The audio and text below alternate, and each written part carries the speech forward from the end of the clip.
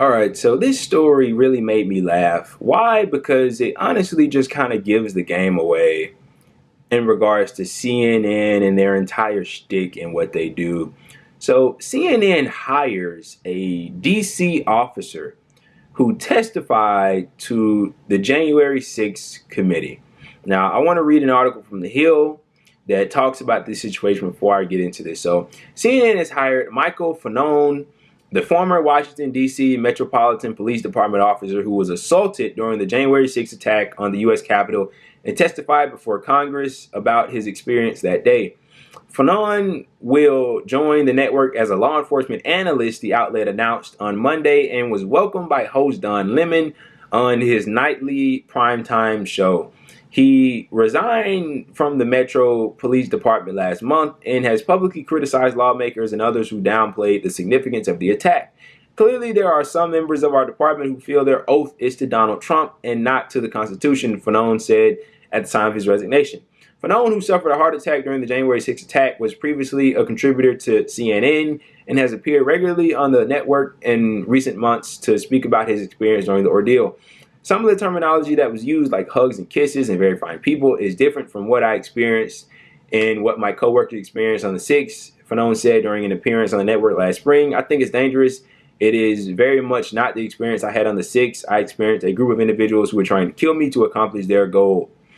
Now, before I really get into this, I just want to say I am not in any way trying to minimize or neglect the experience, the ordeal what this gentleman had to go through, as well as anybody else, any other Capitol police officer. I'm aware of the fact there's people that sustained injuries, there's people that lost their lives, and he may look at it, and I'm sure he does look at it, as a situation where he was involved in something, he was under attack, and he just managed to survive, and look, when you look at it, it was a gruesome event in many respects. It was a riot. There was damage, there was property damage, there were many things that were said and done that were egregious or to be considered egregious. But with all that being said, now I want to take fire at CNN. Look, this is incredibly corporate media-ish. I mean, what else do you expect? They have been treating this January the 6th ordeal as the second coming of 9/11. I mean, it's the worst thing in history to happen. And where does this stem from? Where does it stem from? It doesn't stem from a place of trying to fix society, maybe improve pretty much every sector of the society so that things like this don't occur again, so that people don't have this much time on their hands, so that a repulsive cult leader of a figure like Donald Trump ever ends up in office, so that he can empower this sort of movement. No, we're just going to use it as a way to channel our hatred for said figure instead of proposing any sort of solution so that we don't experience this again. Look, man, we know CNN, MSNBC, all the corporate media news outlets, except for like Fox News, One American News Network, Newsmax, are incredibly anti-Trump. And this is just the latest anti-Trump shit. Look at what they've done with, I almost said Dick Cheney, Liz Cheney.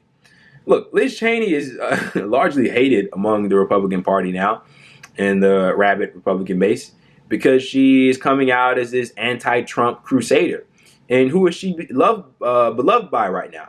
Well, the liberals and CNN and MSNBC. She is like the messiah to them, and a few others that are coming out anti-Trump, coming out against Trump. I think Mitt Romney may be another one of them. I'm kind of blanking here on the names, but that's what this is, and the hiring of this guy, it's just the latest thing. They want anything anti-Trump will do. That's what they've reduced themselves to, as if they weren't already terrible before. They don't want to bring on any notable analyst that'll give you a real take on what's going on in the world, in the country today.